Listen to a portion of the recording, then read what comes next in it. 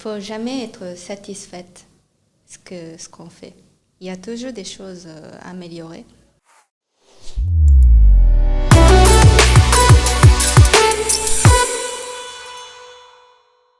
Bonjour. Bonjour. Merci d'accepter d'être là avec nous aujourd'hui. Comme d'habitude, on parle avec les entrepreneurs, mais cette fois-ci, on vous a pris. Vous allez nous parler un petit peu. Je vous donne la parole pour que vous me parlez comment vous avez eu l'idée d'ouvrir votre salon. Quand je suis venue en France, c'était il y a 9 ans, 10 ans. Et à l'époque, il n'y avait pas beaucoup de salons de manucure qui proposent du nail art asiatique. D'accord. Et j'avais travaillé 5 ans au Japon. Du coup, j'aimerais bien faire les nouvelles choses. Et je me suis dit, pourquoi pas de proposer des clientes en France pour notre qualité de prestation du nail art asiatique. Grâce à K-pop, J-pop, depuis quelques années, il y a plus en plus de gens qui sont intéressés de la culture asiatique. Donc, c'est un bon moment. Et j'ai commencé comme ça. D'accord. Oui. Et pour quelqu'un qui ne connaît pas, c'est quoi la différence entre le service asiatique et les autres? Alors, par exemple, au niveau de nail art, en France, à l'époque, il y avait seulement des ongles courts, une couleur simple, rouge. Du coup, il n'y avait pas beaucoup de choix. Et en Asie, en Chine, en Japon, en Corée, les femmes, elles adorent les décorations, plusieurs couleurs, dessins. Donc, c'était tout nouveau pour eux ici. Ouais. Oui. Et donc, en même temps, on peut dire que c'est nouveau. En plus, avec le K-pop, Oui. ça a permis de propager de plus en plus. Et là, la clientèle, il y a des grandes clientèles françaises, c'est ça? Pas que asiatiques. Oui, alors majoritairement françaises, Okay. Celles qui sont intéressées à la culture asiatique. Donc, il y a beaucoup de clientes qui apprennent la langue étrangère aussi. Oui. Nice. La cuisine, culture, il y a beaucoup de clientes qui souhaitent voyager en Asie ou qui sont déjà allées en Asie. Donc, c'était très amical. Ah, d'accord. Donc, la plupart, ils Avec sont les fans clientes. de la culture, même Oui. s'ils font... Oui. D'accord. Et l'origine de nail art avancé en asiatique, tu penses, pourquoi les Asiatiques, ils ont avancé sur cette partie de l'art? C'est un peu philosophique. C'est la culture, mais par exemple, en France, quand on regarde au total de relooking, on regarde la couleur de vêtements et les chaussures et des foulards, le sac. Et les ongles, c'est juste pour qu'ils se soient avec. Mais en Asie, c'est très précis et par exemple les cheveux, les cils, la peau, les ongles sont très importants. Donc comme ça a développé, je pense. D'accord. Oui. D'accord. Donc, ok. Donc, on valorise plus les mains avant, en Asie, Oui. c'est pas quoi. La beauté est très importante. Moi, je comprends, hein, la beauté est très importante. Et j'ai une question de curiosité. Est-ce que les hommes aussi, ils font de nail art? Il y a plus en plus d'hommes qui souhaitent faire du nail art. Mais nous, notre équipe est encore petite. Il n'y a pas beaucoup d'équipes. Donc, nous, on n'a pas encore beaucoup de clientèle. Mais ça va... Oui, ça développe petit à petit. D'accord. Ok, donc, vous avez vu que le nail art, il est avancé en Asie. Il y a une opportunité en France. Et en plus, il y a la tendance K-pop qui va supporter ça. Vous avez dit, je vais le faire, je vais ouvrir un salon. Comment t'as fait? Le moment où t'as dit oui. Ah, alors au début, j'avais commencé toute seule. D'accord. Donc, j'avais créé le compte d'entrepreneur et j'avais commencé à la maison et puis j'avais trouvé une petite locale par ma connaissance. Donc, j'ai loué et en même temps, j'ai pris le cours de CAP esthétique et je me suis dit que c'était très important pour mon futur, pour évoluer la société. Et en même temps, je travaillais et j'ai pris le cours. Et après, heureusement, j'avais trouvé plus grand local où je suis maintenant. C'était quoi la question? J'ai perdu. La question, c'était comment vous avez commencé tout simplement. Donc, j'avais commencé comme ça et par exemple, au début, j'avais seulement des clientes japonaises. Oui. Par mes amis et bouche à oreille, il y a plus en plus de clientes. Et après, quand j'ai déménagé la première fois, j'ai commencé à créer le compte d'Instagram. Donc, j'ai posté et j'ai tagué beaucoup de mots. Comme ça, il y avait plus en plus de clientèle. Mais je pense que c'était intéressant de découvrir des nouvelles choses parce que ça n'existait pas en France avant. Maintenant, depuis quelques années, il y a plus en plus de salons où il y a des artistes qui proposent de dessins, de nouvelles choses, mais avant, il n'y avait pas beaucoup de choix. D'accord. Donc, si quelqu'un voulait ce type de nail art, au début, vous êtes parmi les rares, donc il part directement vers vous. Je pense que c'était difficile à découvrir au début. Donc, pendant la pandémie, on avait commencé de faire la publicité payante sur Facebook et Instagram. Et grâce à ça, on a découvert beaucoup de nouvelles clientes. Très, et ils disent qu'elles ne savaient pas, vous existez à ce genre de salon. Et ils ne savaient même pas qu'il existait. D'accord.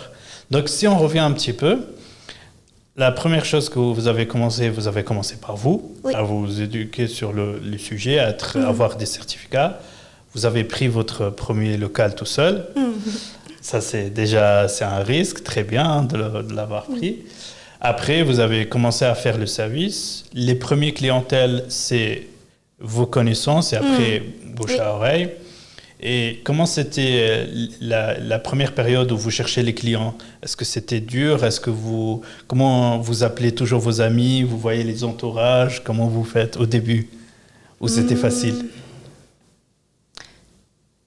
Je ne dirais pas que c'était facile. Mais j'essayais toujours montrer et proposer des différentes choses. Donc, c'est ce qu'ils ne proposent pas chez les autres. Oui. Et c'était unique. Mais c'était difficile de faire la publicité. Je ne savais pas au début comment je peux être connu par les autres. D'accord. Donc, j'ai fait beaucoup de recherches sur Internet aussi. Et la recherche, elle a abouti à des pubs Instagram et Facebook, c'est ça? Comment? La recherche, quand vous avez fait beaucoup de recherches, c'est pour chercher comment atteindre le nouveau client? Oui, comment obtenir des nouvelles clientèles. Et j'ai fait des tests petit à petit. Je poste cette photo. Quel est le rapport? Quelle est la réponse? Combien de likes on a eu? Des pourcentages? Et j'ai fait des études de petit à petit. Et la prochaine fois, j'ai essayé, ce genre de couleur, ce genre de motif, il est populaire. Donc, j'ai essayé ce nail art. Et s'il y a beaucoup de revenus, je me suis dit, je peux y aller. Donc, je faisais ce genre de test. Très, très bien. Je pense que c'est la meilleure approche pour attaquer les réseaux sociaux, c'est de tester. Il n'y a pas une méthode. Ta méthode, ton moyen, ton résultat, c'est pour toi, c'est pas pour les autres. Donc, je pense que le meilleur truc, c'est de tester. Oui. Donc, vous avez dit, si je prends bien, vous avez dit, OK, je vais attaquer Instagram et Facebook en même temps. J'essaie de montrer le résultat. C'est ça, la plupart des photos, c'est les manicures. Et vous voyez laquelle intéresse plus. C'est ça? Oui, c'est toujours try and error. Ouais. Parfois, il y a aucun like, aucune réponse. Parfois, il y a beaucoup de likes. Donc, oui, comme ça, j'apprends petit à petit. Qu'est-ce que notre clientèle demande ou cherche pour notre salon. Oui. Et après, quand vous faites la pub, vous targetez des gens spécifiques ou vous targetez... non, pas ça, on n'a pas encore de collaboratrices. Il y avait beaucoup de demandes, mais pour l'instant, ce n'est pas le moment, je pense. D'accord. Et d'un point de vue contenu, c'est quoi le contenu qui marche le plus pour le nail art? Ça dépend du dessin. Ça dépend du dessin, mais nous, on propose plutôt le style raffiné, élégant, mignon. Donc, les foulards, par exemple, la couleur rose, pastel sont très populaires. Très, très bien. Donc, c'est la meilleure chose qui marche maintenant? Maintenant, oui, mais peut-être demain, ça Demain. change. Voilà. Mais ça change. C'est la tendance. C'est Oui. la tendance, Oui. ok. D'accord. Et parfois, vous avez des idées, vous postulez sur Instagram et après, vous offrez ça ou vous offrez directement le dessin. Qui décide les dessins? C'est toi qui crée tous les... C'est moi, oui. D'accord. Je regarde les tendances. Au Japon, toutes les saisons, ça change la tendance. Donc, je fais beaucoup de recherches, pas uniquement au Japon, mais d'autres pays aussi. Et toutes les saisons, on achète des nouvelles couleurs, nouvelles décorations. Donc, il y a toujours des nouvelles choses. Les clients sont très satisfaites. À chaque fois, il y a des nouvelles choses. D'accord. Comme ça, oui. Et est-ce qu'une fois, on est capable de le faire, les dessins sur les ongles, quel que soit dans le futur, quand le dessin change, c'est pas des compétences dures à le faire, on est capable de le faire facilement ou à chaque fois c'est dur? Il y a des dessins qui sont plus durs que d'autres? Oui, je pense qu'il faudra à la base, donc il faut être capable à faire plein de choses. Donc il faut vraiment pratiquer. Pratiquer, c'est vraiment important. Donc quand on trouve des nouvelles tendances, d'abord, je pratique, je cherche qu'est-ce qu'il faut faire, comment ils font. Il n'y a pas de réponse, juste une seule réponse. Donc, il y a plusieurs façons à faire. Et je cherche à ma façon. Et ce qu'on a au salon aussi. Et régulièrement, nous avons une journée de pratique. Donc, on pratique tous ensemble dans l'équipe. Comme ça, on améliore toujours la technique. Très belle approche. Très belle approche. Et ça permet, vous et l'équipe, de monter toujours en compétence, de tester des nouvelles choses. Très important. C'est très... Et donc, donc la question que je me pose, c'est le passage de toi tout seul à une équipe, comment c'était? Ça veut dire? Au début, tu as commencé toi tout seul. Donc, Oui. c'était toi qui exécutais, qui faisais les... Oui. Et maintenant, à un certain moment, tu as recruté des personnes. Oui. Est-ce que ça a changé pour toi? Beaucoup. Je ne suis plus toute seule maintenant. Au début, c'était pas facile parce qu'il y a beaucoup de changements. Je ne savais pas comment réagir aux équipes. Ouais. Et j'apprends petit à petit. J'ai fait beaucoup d'erreurs aussi. Tous ont fait des Voilà, erreurs. voilà. Mais j'apprends aussi. Donc maintenant, ça fait 2 ans et demi que j'ai créé une société. Oui. Et qu'on a déménagé au salon et il y avait plusieurs équipes. Et chaque équipe, elle réagit différemment. Donc pour moi aussi, j'apprends tous les jours. D'accord. Et quelle est la tâche la plus difficile comme entrepreneur maintenant en gérant ton équipe? Par exemple, la technique, je peux faire par exemple 100%, mais une équipe, elle peut faire 20% et l'autre, elle peut faire 50%. Comment je peux... Comment dire? Gérer. Oui, gérer et je ne demande pas 100% au début. Oui. Donc, j'avance à leur temps, leur vitesse. Et ça, c'était difficile au début parce que j'étais toute seule, donc je n'avais pas compris pourquoi elle ne comprend pas, pourquoi elle ne peut pas le faire. Et maintenant, on arrive à comprendre. Oui. Et donc, généralement, on fait quoi? Les gens qui sont 20%, on leur fait pas faire ces trucs-là et on se concentre sur les 50%. Et en même temps, on fait apprendre les restes, c'est ça? Je regarde leurs compétences, chacun, et régulièrement, je donne... le terme à faire ce mois-ci, donc on va travailler ça surtout avec toi et toi, on va travailler sur ce terme, comme ça elle améliore chaque vitesse. Très très bien. Et vous faites parfois des trainings ciblés à cette personne-là, il ne maîtrise pas cet élément-là, vous le poussez vous lui dites que... Oui, je donne un conseil régulièrement. Donc, je demande aux équipes pour, à la fin de prestation, prendre les photos. Après, je donne un conseil à chaque cliente. Nice. Oui. Et ça, c'était naturel. Tu l'as fait naturellement. Il n'y a personne qui t'a dit de faire ça. Elles ont besoin de conseils par quelqu'un d'autre.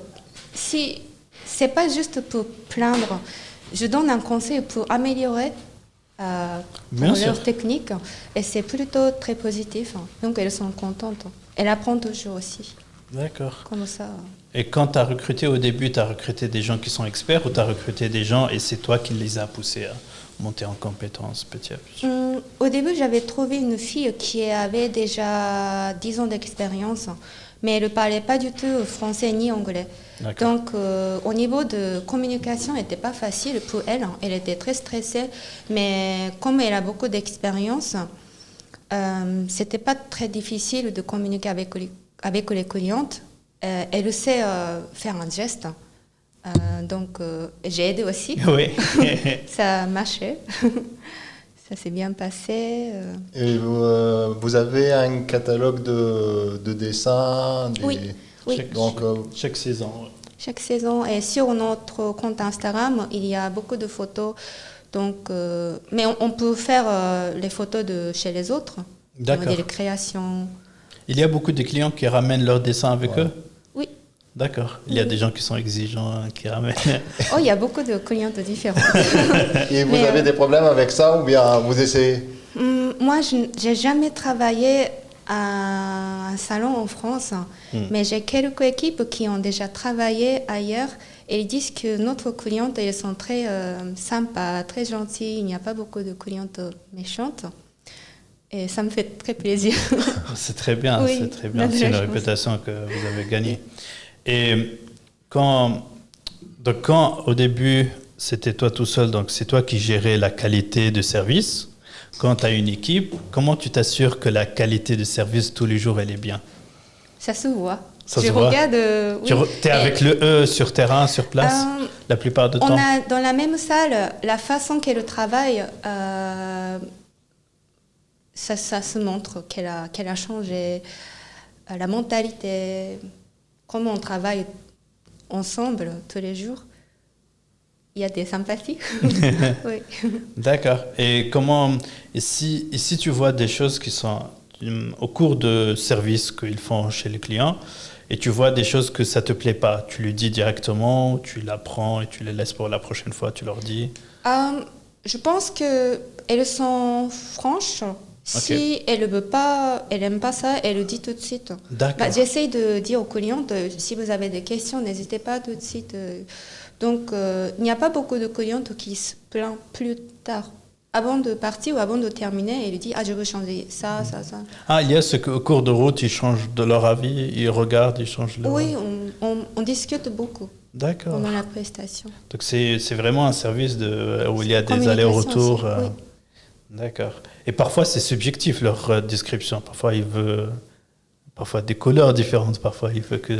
C'est pas est-ce que c'est bien fait ou pas bien fait. Parfois, ils ont des choix très spécifiques dans leur tête.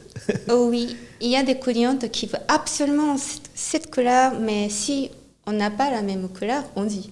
D'accord. Parce que le résultat, ça ne sera pas comme elle pense. Donc, il faut dire à l'avance toujours. Ça, c'est pas évident. Et comment tu fais apprendre ton équipe à savoir gérer cette partie-là humaine de clients? Est-ce que tu les fais apprendre ou c'est naturel pour eux aussi? Je donne un conseil régulièrement, mais je pense qu'elles m'écoutent. D'accord. Comment je travaille, comment je parle avec les clientes. Et elles font pareil. D'accord. Et toi, tu donnes des conseils, tu les fais suivre et eux, ils arrivent à apprendre. Et donc là, dans la gestion de l'équipe, c'est quoi l'élément que tu trouves que vous allez l'améliorer dans le futur? C'est une des choses qui est encore problème pour le moment. Pour l'instant, à cause de Covid, on n'a pas assez d'équipes. Mais bon, bientôt, j'espère, dans le futur, on sera plus nombreuses, peut-être. Comme ça, on peut améliorer. Et vous passez combien de temps dans la gestion du produit et l'équipe. Genre là, dans vos tâches, combien de temps vous vous concentrez sur le produit, les nouvelles saisons, les nouvelles dessins, et combien de temps vous passez pour gérer votre équipe, les conseiller, les faire apprendre? Ça veut dire le pourcentage? Ouais, à peu près. Je pense toujours au travail. Je pense toujours comment je peux avancer, je peux améliorer, comment les clientes seront heureuses. Pour chercher des tendances, nouveautés, quand j'ai un petit temps dans le métro, par exemple, je fais la recherche parce que nous avons beaucoup de choses à faire dans la vie. Donc, j'essaie de trouver un petit moment pour faire la recherche. Après, je sauvegarde, je fais un mémo sur mon téléphone, je note mes idées. Très, très bien. Je ne sais pas comment les autres font, mais... Non, mais c'est bien, mais c'est ça. Et après, le moment où vous rentrez dans le salon, la plupart du temps, il y a beaucoup de choses. Le temps passe vite. D'abord, c'est la prestation, donc des clientes. Et moi, je vais avant ou après, mais surtout, je suis forte le matin, donc je vais au salon un peu à l'avance. Après, très bien. Je chose ce qu'il fallait. Par exemple, aujourd'hui, je fais un exemple. Par exemple, l'autre jour, je fais des vidéos pour les clientes, pour attirer. Très, très bien. Et quand vous prenez les photos de résultats, c'est les clients ou c'est vous faites dans l'équipe? Plupart du temps, c'est moi, mais on ne poste pas toujours les mêmes résultats. Par exemple, si on poste toujours la même couleur, une couleur simple, c'est pas intéressant. Donc, si on fait quelque chose d'intéressant, on poste sur les réseaux sociaux. D'accord. Très, très bien. Et votre équipe, elle est polyvalente, donc chacun de vos collaboratrices, ils font tout le travail, ou bien vous avez des personnes qui font les postes de angle, ou les autres ils font des dessins, donc ils sont polyvalents, quoi. Chacun a des compétences différentes. Donc, celle qui est bien pour le dessin, je fais la pub pour elle, pour proposer le dessin. Et s'il y a des prestations de dessin, je fais, directement la réservation avec elle. Comme ça, chaque compétence... Pas tout seul. Oui, pas tout seul. D'accord. Et la question qui se pose, je pense que la localisation, elle est importante. Donc, pourquoi vous avez choisi Châtelet, à côté de Châtelet? Ce n'est pas un Châtelet. Je cherchais au début au centre, rive droite. Parce que rive droite, il y a plus de mouvement pour moi. Ce qu'on propose, c'est quelque chose de nouvel. Donc, il y a beaucoup de jeunes personnes qui souhaitent peut-être venir. Donc, je cherchais au début à rive droite. Au centre, avant j'étais au premier arrondissement, donc je cherchais à côté, soit premier ou deuxième, troisième, quatrième. Et finalement, je me suis dit, bon, Marais, pourquoi pas? Et donc vous avez choisi le Marais. Oui. Et la plupart des clients qui étaient dans l'ancien, ils sont capables de venir aujourd'hui dans le Marais, il n'y a pas de problème. Au début, il y a quelques clientes qui disent, c'est plus loin, non, c'est difficile, mais... Ils viennent. Vu que votre service il est spécial, il est unique, je pense que les gens ils sont capables de se déplacer. Oui, je cherchais un endroit où il y a beaucoup de passages. Avant ou après de venir au salon, on s'amuse. Il y a beaucoup de magasins, ou restaurants, cafés. Je cherchais ce genre d'endroit. Pour que les gens passent et tout ça. Oui. D'accord. Et pendant la crise, la pandémique, presque 2 ans là. Oui. Est-ce que vous avez eu des conséquences de baisse de clients et comment vous avez adapté pour que vous faites face à cette crise? On avait vraiment fermé pendant le confinement, tous les confinements. Et en attendant, donc, j'ai commencé à apprendre comment éditer la vidéo. Très bien. J'avais le temps. Donc, très bien. Voilà. Et j'ai commencé mon vlog sur YouTube. On a ouvert le compte YouTube. C'est quoi le compte, juste pour les gens qui suivent? Comment il s'appelle? C'est notre nom, Yubi, salon de beauté, comme ça. Ou manucure japonaise, nail art japonais. Ok, d'accord. Oui. Et grâce à ça, il y a des clientes qui ont découvert par YouTube et elles viennent. Très, Donc, très bien. Ça, c'était bien. Comment tu sentais le premier jour où quelqu'un est venu, il a dit « J'ai vu votre vidéo et je suis là pour vous ». J'étais très contente. Ah, enfin, j'ai fait quelque chose de bien pendant le confinement. Oui. Et tu étais très, très contente que... Oui, aussi j'apprends, donc j'aime bien. Et tu n'as pas pensé à passer à un autre... comment dirais-je, réseau social comme TikTok par exemple, parce qu'il est à tendance maintenant et publier là-bas. Est-ce que tu utilises TikTok en plus d'Instagram? Je n'utilise pas TikTok, mais depuis quelques années, les vidéos sont plus importantes que la photo. C'est pour ça que j'ai commencé vlog. D'accord. Comme ça, on propose des nouveautés, mais en vidéo, pas la photo. D'accord. C'est plus intéressant pour les... Et sur le sujet, moi je pense vraiment TikTok c'est un bon truc à tester. Vu que tu connais comment faire les vidéos, TikTok il cible les jeunes. Oui. Et les jeunes ils sont intéressés de plus en plus par K-pop. Donc je pense que c'est un des réseaux sociaux intéressants à tester. Mon nouveau étape. Et en plus, les vidéos, ils sont très courts. Donc, oui. C'est la même logique que tu peux faire dans Instagram pour montrer les mains, les manicures, les dessins. Tu fais la même chose, mais c'est juste une vidéo de 3 secondes, ça suffit. Il y a plusieurs termes. Donc, on montre des nouveautés et comment on prépare quand il n'y a pas de cliente. Donc, je mets la caméra à côté et je prépare. Et je ne sais pas pourquoi les clientes, elles aiment bien regarder ça. Oui. La préparation ou des choses. Elles sont curieuses. Qu'est-ce qu'on fait quand il n'y a pas de cliente? Derrière la scène. Oui, derrière la scène. Oui. Et je mélange tous les quelques minutes. Des choses différentes. Et tu parles à la caméra ou tu parles ou tu parles pas? Il y a quelques vidéos que je parle pour les clientes. Par exemple, pendant la pandémie, j'ai créé quelques vidéos.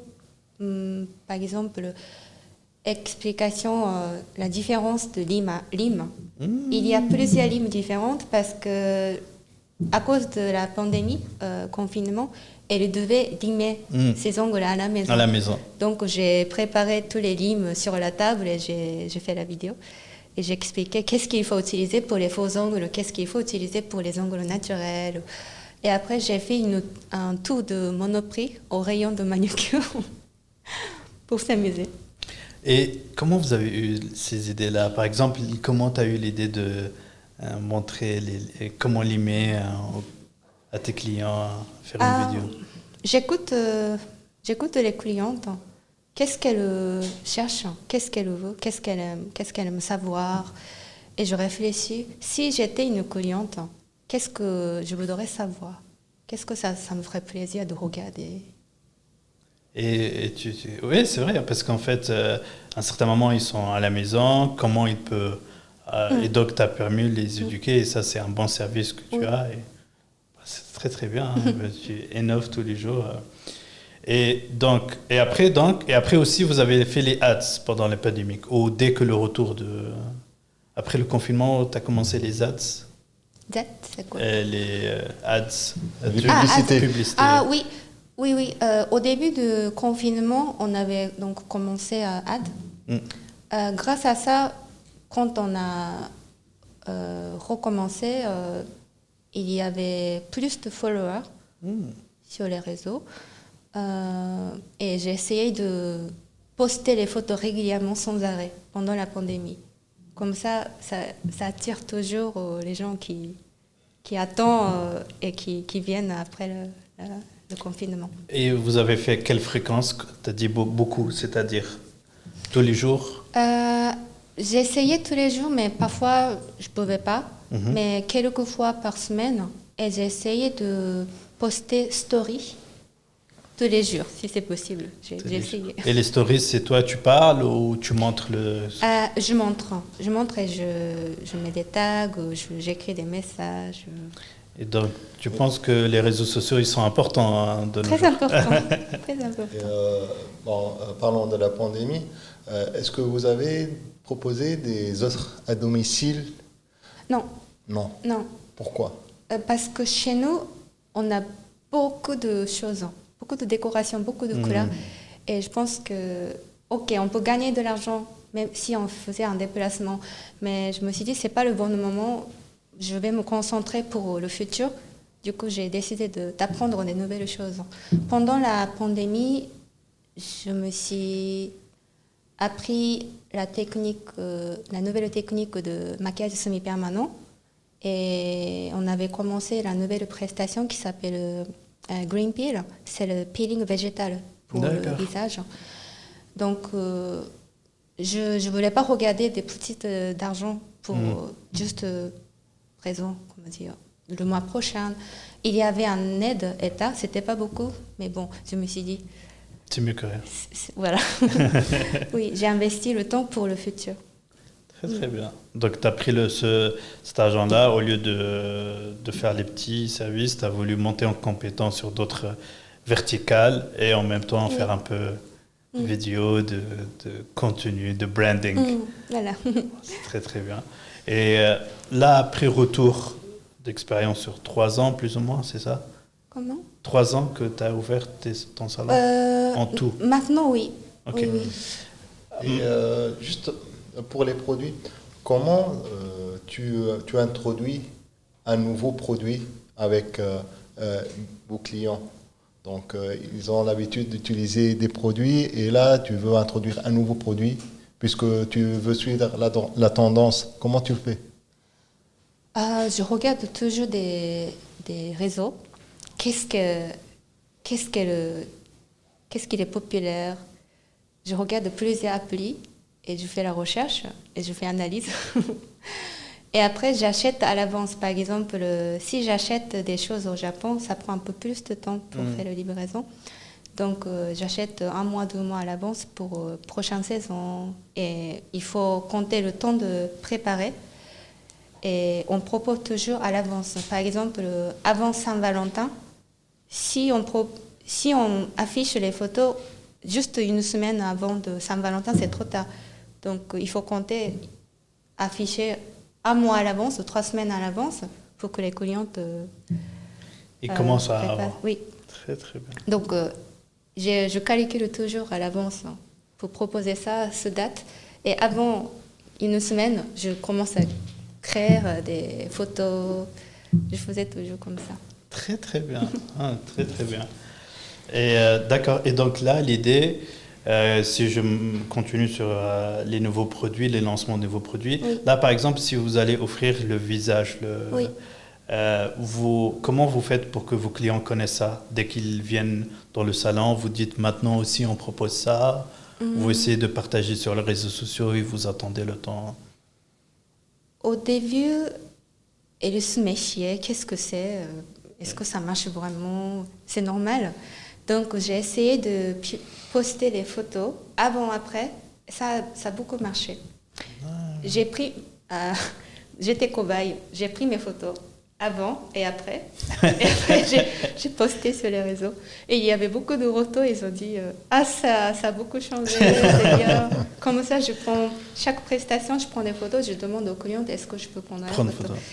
Et comme ça, j'ai plus de photos pour la publicité. Et les photos, ça se parle que des messages. Les gens, ils regardent les photos. Oui, c'est tout à fait. Surtout sur un truc très, très visuel. Oui. Et là, après 3 ans d'expérience, c'est quoi le message que vous pouvez dire à vous-même au début, les erreurs que vous avez fait au début? Si tu reviens au début de ton parcours, tu dis quoi à toi-même? Je pense que le train est précieux. Il ne faut jamais abandonner. Il faut toujours avancer. Il faut toujours regarder les autres.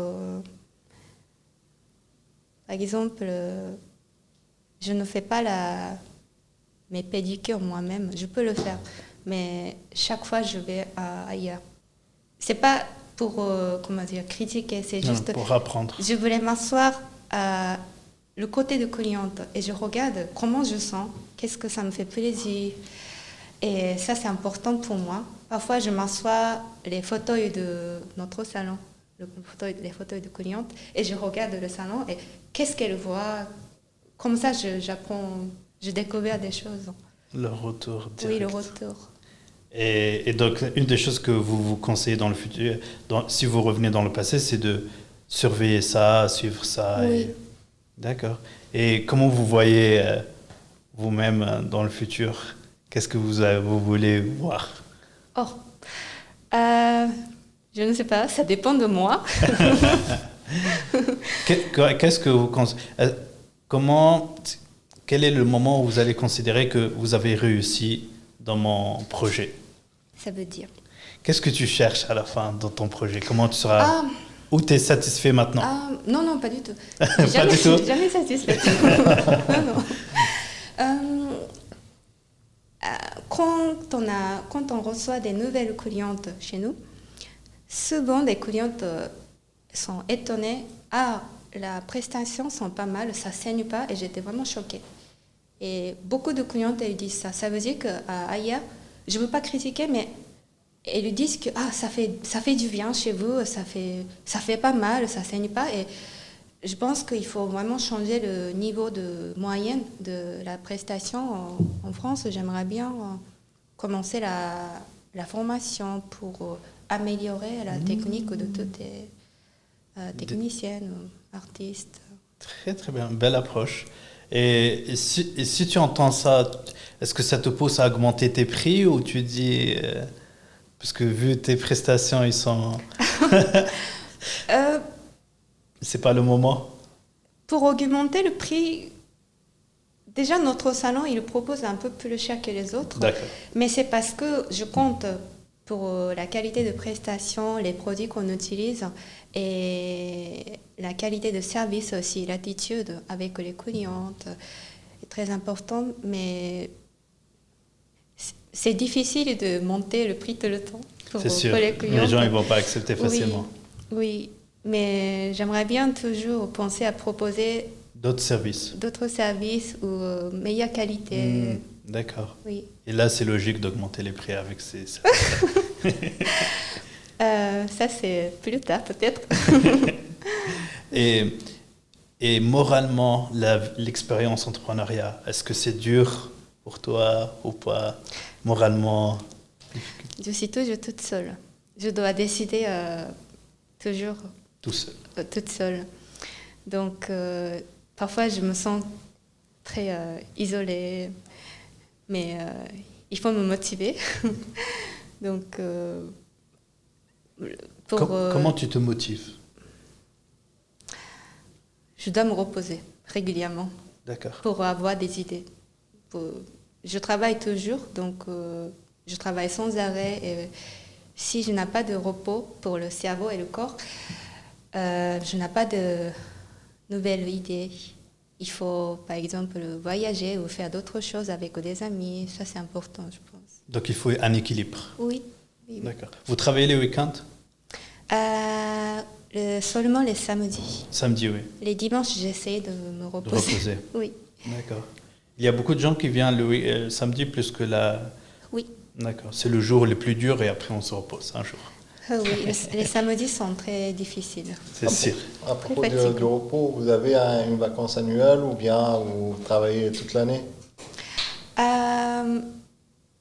Le chef d'entreprise, on dirait qu'on a plus de liberté, mais en fait, non, c'est contraire. À la fin, non. Il n'y a aucune liberté, il faut toujours travailler 24 heures sur 24. Je n'ai pas de congé. Je décide si je prends les vacances, mais je ne peux pas prendre beaucoup de vacances. Donc, j'essaye de trouver le moment pour moi.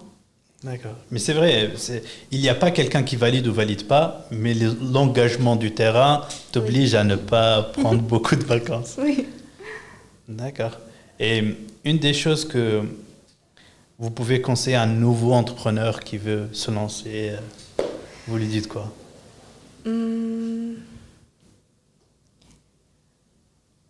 Et il ne faut jamais être satisfaite de ce qu'on fait. Il y a toujours des choses à améliorer. Quand je commençais au début, je prenais des photos de mes prestations et je cherchais toujours qu'est-ce que je peux faire en plus. Je me demandais toujours.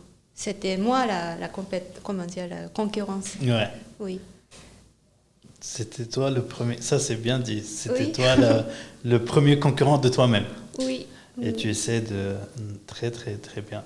Et l'inconvénient, c'est que si on n'est pas satisfait, est-ce qu'on peut être pas satisfait de service, mais heureux tous les jours? Oui, heureux, oui. Je suis très heureuse. Tous les jours, j'ai des clientes sympas et ça me fait très plaisir de travailler comme maintenant. Très, très bien. Donc, est-ce qu'il y a parfois de la pression, de la stress? Comment vous gérez le stress au travail? Ça, c'est mon terme maintenant. Je dois changer dans ma tête parfois. J'ai commencé à faire le sport Très, très régulièrement. On dirait que c'était bien pour la santé et mentale aussi. J'essaie de manger des bonnes choses. J'essaie de sortir avec des amis. J'essaie de ne pas penser au travail parfois pour le jeu de repos. Comme ça change les idées. Très, très bien. Et pour les gens qui ne vous connaissent pas et qui vont vous connaître prochainement, quel message vous voulez dire sur vous, sur votre business, surtout? Pour le business? En général, comment pour les gens qui ne te connaissent pas encore, et que tu veux qu'ils te connaissent, si tu veux leur dire un message, quelque chose sur vous, votre business. Même tous les futurs entrepreneurs, preneuses ou des chefs d'entreprise à notre métier, ça me fait très plaisir de découvrir, de discuter avec plein de gens, donc toujours bienvenue. Très, très Oui. bien. Et il y a des questions où tu veux apprendre liées à l'entrepreneuriat? Apprendre? Oui. Par exemple? Toi, d'après toi, il y a beaucoup de choses dans l'entrepreneuriat. Il y a des choses où tu dis, ça me manque, j'aimerais apprendre ces compétences-là, ou non? Tu sens que... D'autres choses? Oui. Le français. Très ça va, tu te débrouilles très bien. Mais à l'oral, ça va, mais quand je dois gérer plein de choses, le français est pas comme je parle. Et je prends beaucoup de temps pour administratif. D'accord. Ça c'est très difficile pour moi, dans mon cas. D'accord. Sur tout ce qui est... Pour l'écriture. Oui. Mais sinon, à l'oral, vous débrouillez très très bien. On a posé beaucoup de questions. Vous arrivez à vous exprimer, vous arrivez à parler et même donner des insights très intéressants. Je vous souhaite un bon courage dans votre expérience. Merci beaucoup. C'était une belle discussion. On a appris beaucoup de choses. Ouais. Et bon courage pour le reste. Bon courage. Merci beaucoup. Merci beaucoup.